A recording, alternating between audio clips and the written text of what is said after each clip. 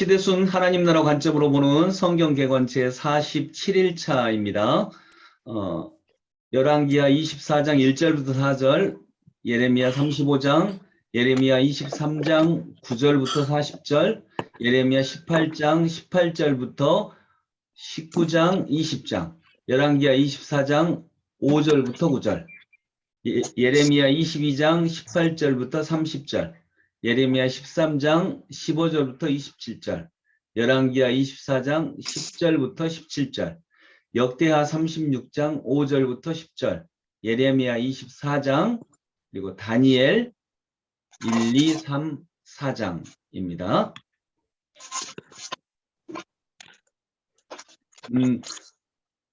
오늘 우리가 읽을 본문은 4가지 성경인데 우리 전체 주제만 한번 봅니다. 열왕기하는 하나님 나라 주권을 거부한 결과 멸망입니다. 예레미야 예루살렘의 멸망과 새 언약의 소망, 역대하는 끊어지지 않은 하나님의 나라. 오늘 처음으로 읽는 다니엘은 다니엘과 새 친구의 믿음과 하나님 나라의 묵시입니다. 자, 오늘 읽을 본문은요, 요 시대입니다. 오늘 읽을 본문은요, 자, 이스라엘 왕 중에 여호야김 왕, 여호야김 왕은 제1차 포로 시대예요. 그리고 여호야김 왕의 그 다음 왕이 여호야긴 왕이에요. 예, 이 왕은 여호야김이고요. 그 다음 왕은 여호야긴입니다. 여호야긴. 이때 2차 포로가 생깁니다. 그리고 남유다가 멸망한 채 3차 포로 직전까지의 왕입니다. 여러분, 남유다의 제일 마지막 왕은 시드기야입니다. 시드기야 왕이 남유다의 제일 마지막 왕이고요. 이때 나라가 완전히 멸망하고 3차 포로로 끌려갑니다. 그래서 3차 포로는 남유다가 멸망한 시간이고요. 마지막 왕이 시드기야, 그 앞에 왕이 여호야긴입니다. 여호야긴 때 제2차 포로가 있고요. 그 여호야긴보다 한 번 앞선 왕이 여호야김입니다. 여호야김 때 1차 포로가 있습니다. 그러니까 바벨론 포로가 한 번 있었던 것이 아니라요, 3번 있습니다. 그러니까 시드기야 왕 때 나라가 멸망하기 이전에 이미 실제적으로 남유다는 바벨론의 속국입니다. 속국. 그러니까 나라가 완전히 식민지가 되지는 않았고 멸망하지는 않았지만 왕이 있기는 있었지만 그 왕은 거의 바벨론 왕이 세우고 허수아비 왕입니다. 오늘 읽을 본문은 바로 여호야김 왕 때 일어난 1차 포로와 여호야긴 왕 때 2차 포로가 있었던 이 왕의 시기와 남유다의 멸망, 시드기야 왕 때 제3차 포로 직전까지 이렇게 오늘 우리가 읽습니다. 그리고 다니엘이 있는데 이 다니엘은 다니엘 1장부터 3장까지 보는데요. 다니엘이 그 포로로 끌려가거든요. 다니엘은 1차 포로예요. 그래서 다니엘이 포로로 끌려가서 바벨론 땅에서 사는 초반전의 이야기, 그때까지 봅니다. 근데 제가 요약을 하다 보니까 다니엘서가 요 구체적인 장 해설에는 빠졌네요. 제가 올리기 전에 요것만 넣어서 올릴 수 있도록 하겠습니다. 자, 이제 장별 내용을 보면 열왕기하 24장 1절부터 4절은 유다왕 여호야김입니다. 이때 몇 차 포로가 일어났고요. 처음으로 1차 포로가 일어납니다.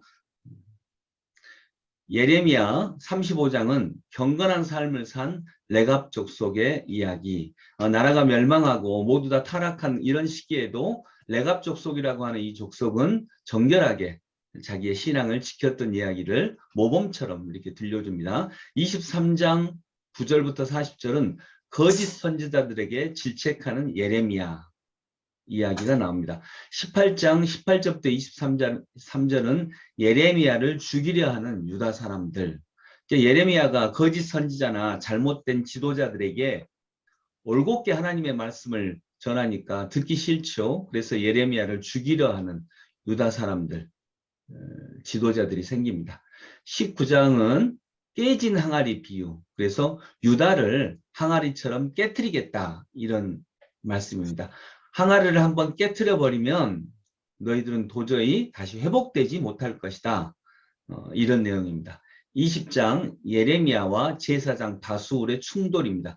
그때 제사장이 바수울인데 이 바수울이라고 하는 사람과 예레미야가 서로 충돌합니다. 언쟁을 벌이는 거죠. 그리고 그 이후에 바수울이 예레미야를 때리고 고랑을 채워서 감금합니다. 이 바수울은 그런 권력이 있었거든요. 그래서 예레미야가 감옥에 갇히는 이야기도 나옵니다. 지금 몇 번째 감옥에 갇히거든요. 그리고 여호와에 대한 예레미야의 5번째, 6번째 항의가 나옵니다. 예레미야 선지자도 하나님께 항의합니다. 하나님, 왜 이 민족을 이렇게 타락하게 놔두십니까? 또는 징벌하지 않으십니까? 또는 저에게 이런 고통을 주십니까? 라고 예레미야도 하나님께 항의합니다. 이제 그 항의가 예레미야를 읽어보시다 보면 이해가 됩니다. 아, 예레미야도 얼마나 안타깝고 이스라엘 백성들을 향해서 눈물을 흘리고 또 그러면서도 하나님의 말씀이 계속 자신에게 내려지니까 전하지 않을 수 없고 그것 때문에 매맞고 감옥에 가고 갇히고 고통당하고 선지서를 읽을 때는 좀 마음이 이렇게 가요. 예, 진짜 애자네요. 아, 선지자들의 삶이 참 이렇게 예, 그렇습니다. 이렇게 말로 하기가 어려울 만큼 이분들이 정말 하나님의 말씀을 전하면서 하나님의 말씀 잘 전하면서 이렇게 인정받고 고맙다고 말하고 뭐 요러대 이렇게 해도 시원치 않을 텐데 온갖 고난을 다 당합니다. 그러면서도 하나님은 이들에게 또 하나님의 말씀을 전하라고 하시거든요. 열왕기하 24장 5절부터 9절은 유다 왕 여호야긴에 대한 이야기고 2차 포로 시기가 이때 일어납니다. 여호야긴 왕은 3개월밖에 통치하지 못합니다. 3개월 만에 바벨론으로 끌려가고요. 바벨론한테 이제 조공을 바치지 않거든요. 그래서 바벨론에게 끌려가서 왕으로 있던 기간은 3개월인데 약 30년이 넘게 바벨론에서 포로로 수모를 당합니다. 여호야긴 왕이고요. 성경은 이 여호야긴 왕을 선한 왕으로 인정하지 않습니다. 이 3개월 기간 동안에도 하나님을 의지하지 않았던 악한 왕으로 판단을 합니다. 예레미야 22장 18절부터 30절은 예루살렘에 대한 탄식 그리고 고니야 왕에 대한 심판과 주장입니다. 고니야 왕이 누구냐면요. 여호야긴 왕이 고니야 왕입니다. 여고냐라고도 불리고요.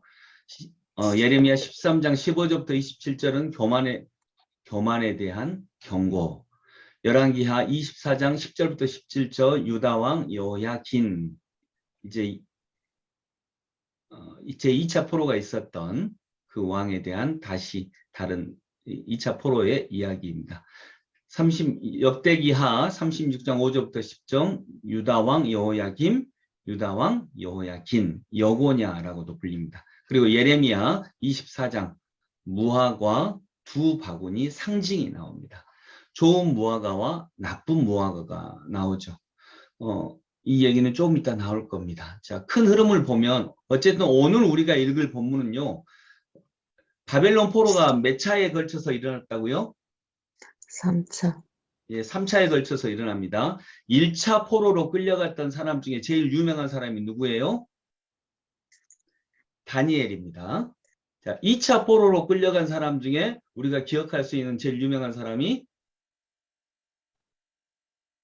에스겔이 2차 포로로 끌려갔던 사람입니다. 그리고 3차 포로는 나라가 멸망할 때 끌려갔던 사람. 그래서 에스겔이 이 성경에는 먼저 나오고 에스겔 다음에 다니엘이 나오는데 먼저 시대는 다니엘이 먼저 앞섭니다. 다니엘은 1차 포로고 에스겔은 2차 포로거든요. 그래서 다니엘과 에스겔은 유다 땅에서 예언을 한 사람이 아니라 바벨론 땅에서 예언을 한 사람입니다. 자, 오늘 큰 흐름은 어쨌든 1차 포로, 2차 포로 시기다. 그리고 왕으로는 여호야김 왕과 여호야긴 왕을 거쳐서 남유다의 멸망 직전까지 본다. 이걸 이제 기억하시면 되겠고요. 애굽은 팔레스타인에 대한 지배권을 계속할 수 없었어요. 왜냐하면 갈그미스 전투에서 애굽의 바로 누고는 애굽이 바벨론한테 패합니다. 이때 유다 왕들이 애굽을 의지했었거든요. 그래서 여호야김은 이번에 3년 동안 바벨론의 느부갓네살에게 조공을 바칩니다. 그렇지만 느부갓네살이 601년 애굽의 원정에서 패하자 제일 처음에는 바벨론이 이겼는데 그 다음에는 애굽이 이깁니다. 그러자 이때도 예레미야는요. 비록 애굽이 바벨론과의 두 번째 전쟁에서 이겼지만 그러나 바벨론을 섬기라 이렇게 얘기합니다. 이건 하나님의 뜻이다. 바벨론을 섬기라 라고 하는데 예레미야의 이런 말을 듣지 않고 애굽으로 돌아섭니다. 여호야김 왕이. 이에 느부갓네살은 자기 부하의 군대를 남기고 철수를 하고 이때 이 바벨론의 군대가 예루살렘에 와서 1차 포로를 잡아가지고 돌아갑니다. 바벨론으로 돌아갑니다. 이때가 605년입니다. 예레미야는 이 과정에서 거짓 선지자들을 질책합니다. 그는 타락한 지도자들의 귀에 거슬리는 메시지로 인해 미움을 사고 있습니다. 이전에도 행동을 통한 메시지의 전달이 있었지만 19장에는 예레미야가 옹기 그릇을 깨트린 이런 행동을 통한 메시지 전달이 나오는데 옹기 그릇을 깨트렸다 이 말은 어떤 의미를 가지냐면 그러니까 또 사람들이 물어보겠죠. 왜 깨트리냐? 왜 옹기 그릇을 깨트리냐? 그때 전하라는 거죠. 너 유대 백성들이 이렇게 깨트려져서 옹기 그릇이 한번 깨트려지면 회복될 수 없는데 유다가 이렇게 될 것이다. 이렇게 말씀을 전하는 거죠. 이에 예레미야는 더욱 타락한 지도자, 제사장, 거짓 선지자들의 미움을 받아 구타를 당하며 감옥에 갇힙니다. 여호야김 왕이 죽고 여호야긴이 왕이 되었으나 오직 3개월 동안만 치리합니다. 3개월 동안이지만 그는 하나님께서 보실 때 악한 왕이었습니다. 여호야긴 왕이 된 지 3개월 만에 느부갓네살에게 항복하고 포로로 끌려가서 3개월밖에 왕을 하지 않았는데 37년 동안 바벨론에서 포로로 묶여있는 신세가 됩니다. 그리고 여호야긴의 숙부 시드기야가 바벨론에 의해 왕이 됩니다. 유다의 마지막 왕입니다. 이때 느부갓네살은 왕궁과 성전을 약탈하고 많은 왕족과 지도자를 포로로 끌어갑니다. 이 2차 포로 기간 중에 선지자 에스겔도 포로로 끌려갑니다. 약 10,000명 정도가 끌려간 이들을 2차 포로라고 합니다. 네. 그래서 여호야김 왕 때 1차 포로, 이때 끌려간 사람 중에 우리가 기억할 만한 사람이 다니엘, 여호야긴 왕 때 2차 포로, 이때 끌려간 사람 중에 우리가 이름을 아는 사람들이 에스겔 선지자가 이때 끌려갑니다. 에스겔 선지자는 20대 때 끌려갑니다. 20대 젊은이 때. 다니엘은 거의 10대 때 끌려가죠. 예레미야 24장 5절부터 7절을 읽습니다. 같이 읽어봅니다. 이스라엘의 하나님 여호와께서 이와 같이 말씀하시니라. 내가 이곳에서 옮겨 갈대아인의 땅에 이르게 한 유다 포로를 이 좋은 무화과 같이 잘 돌볼 것이라. 내가 그들을 돌아보아 좋게 하여 다시 이 땅으로 인도하여 세우고 헐지 아니하며 심고 뽑지 아니하겠고 내가 여호와인 줄 아는 마음을 그들에게 주어서 그들이 전심으로 내게 돌아오게 하리니 그들은 내 백성이 되겠고 나는 그들의 하나님이 되리라. 아멘. 두 차례에 걸쳐서 바벨론의 침공으로 많은 사람들이 바벨론의 포로가 되었어요. 그러자 예루살렘에 남은 사람들은요 또 착각합니다. 뭐냐면 예루살렘에 남은 우리들은 의인이고 끌려간 사람들은 죄인이야. 벌을 받은 거야. 이렇게 생각을 합니다. 그래서 예레미야는 이 24장의 무하고 환상을 통해 이런 잘못된 생각을 지적하는 것입니다. 오히려 반대입니다. 하나님은 바벨론에 항복할 것을 요구하셨습니다. 바벨론에 항복해라. 이건 너희들의 죄악이다. 바벨론을 의지했던 너희들의 죄악이다. 이렇게 얘기하는데 그런 점에서 예루살렘에 남아있는 사람들이 오히려 하나님의 뜻을 정면으로 거스리는 자들이었다라고 하는 것입니다. 결국 바벨론에 끌려간 자들은 하나님의 은혜와 보호를 입을 것이지만 남은 자들은 예루살렘의 남은 자들은 의로워서 남은 게 아니라 오히려 망하게 될 거다. 2차 포로로 끌려가고 결국 나라가 망하는 현장을, 참혹한 현장을 보게 될 것이다. 이렇게 예언하는 것입니다. 이러고 보면 정말 사람들이 너무 많이 착각을 하죠. 저 사람은 끌려갔으니까 죄인이고 우리는 안 끌려갔으니까 의인이야. 이렇게 생각하는 것. 이것이 얼마나 그들이 하나님의 뜻을 둔감하게 생각하는지를 볼 수가 있습니다. 근데 하나님은 예레미야를 통해서 그 반대라고 하시는 겁니다. 남아있는 너희들이 물론 유다 전체가 죄인이지만 남아있는 너희들이 더 악하고 너희들이 더 참혹한 모습을 보게 될 것이다. 이렇게 얘기하시는 것입니다. 그러니 지금이라도 회개하라는 거죠. 근데 유다는 끝까지 회개하지 않습니다. 열왕기하 24장 15절부터 17절 같이 읽어봅니다.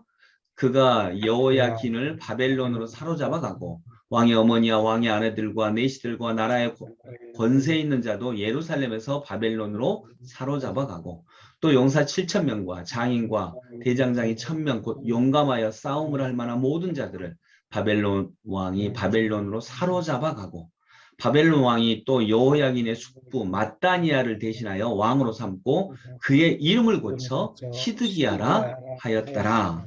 마지막 시드기야가 마지막 왕입니다. 바벨론 왕이 세워요. 그러니까 이미 속국입니다. 왜 이스라엘이 망했을까? 왜 유다가 망했을까?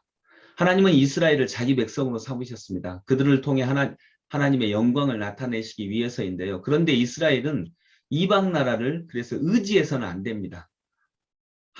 그것은 마치 이스라엘의 하나님께서 무기력하신 분이라고 외치는 것이나 마찬가지입니다. 그래서 하나님은 이방 나라의 군사력을 의지하지 말 것을 율법의 한 조항으로 명시했던 것입니다. 근데 남유다 왕들은 하나님만 의지하지 않았습니다. 애굽에 협력하는 것이 유리할 것 같으면 애굽에 붙고요. 바벨론에 협력하는 것이 유리할 것 같으면 바벨론으로 붙습니다. 이것이 결국 남유다가 몰락한 이유입니다. 남유다의 멸망은 하나님보다 이방 나라를 더 의지했기 때문입니다. 만약 이스라엘이 이방 나라를 의지하지 않고 하나님만 바라보았다면 아수르와 바벨론의 군사력이 아무리 강했다 할지라도 정복당하지 않았을 것입니다. 왜냐하면 하나님은 아수르도 벌하셨고 후에는 바벨론도 벌하시는 온 세상의 주관자이시기 때문입니다.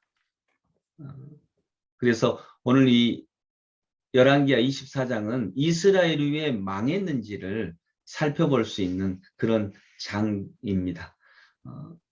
네, 오늘 우리가 읽었던 내용은 세 차례에 걸쳐서 일어난 포로 기간 중에 1차 포로, 2차 포로에 대한 내용을 배웠습니다. 찬송가 406장, 우리가 하나님을 더욱더 어떤 형편이든지 내 영혼이 고날 때여도 더욱더 하나님을 의지할 수 있기를 원하면서 406장, 찬송가 406장 찬양 드립니다. 애굽이 이집트가 그 근처에서 그 고대 근동에서 이집트가 힘이 셀 때에는 누구를 의지하라고 예레미야가 그랬다고요? 이집트가 힘이 셀 때에는 하나님을 의지하라고. 바벨론이 힘이 셀 때에는 누구를 의지하라고요? 하나님을 의지하라고. 아수르가 힘이 셀 때에도 하나님을 의지하라고. 세력은 바뀔 수 있지만 우리가 의지할 분이 바뀌면 안 되는 거죠. 그것을 오히려 이들의 교훈에서 얻을 수 있습니다. 바벨론을 의지했기 때문에 바벨론의 속국이 됩니다. 의지했던 것에 속국이 됩니다. 우리가 돈을 의지하면 돈의 노예가 됩니다. 권력을 의지하면 권력의 노예가 되고, 그래서 우리가 의지할 분은 의로우신 하나님 한 분이라고 하는 것을, 누가 힘이 세든지 누가 힘이 세게 보이든지 그것과 상관없이 우리가 의지할 분은 하나님이라고 하는 것을 우리는 이 유다의 멸망의 과정에서 꼭 기억해야 되겠습니다. 오늘 함께 기도합니다.